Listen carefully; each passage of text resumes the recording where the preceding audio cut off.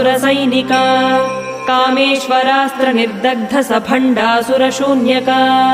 ब्रह्मोपेन्द्र महेन्द्रादिदेव संस्तुत वैभव हरनेत्राग्निसन्दग्ध काम सञ्जीवनौषधिः श्रीमद्वाग्भवकूटैक स्वरूप मुख पङ्कज कण्ठाधः कटिपर्यन्त मध्यकूटस्वरूपिणी शक्तिकूटैकतापन्न कट्यधोभागधारिणी मूलमन्त्रात्मिका मूलकूटत्रयकलेवरा कुलामृतैकरसिका कुलसङ्केतपालिनी कुलाङ्गना कुलान्तस्था कौलिनी कुलयोगिनी अकुला समयान्तस्था समयाचारतत्परा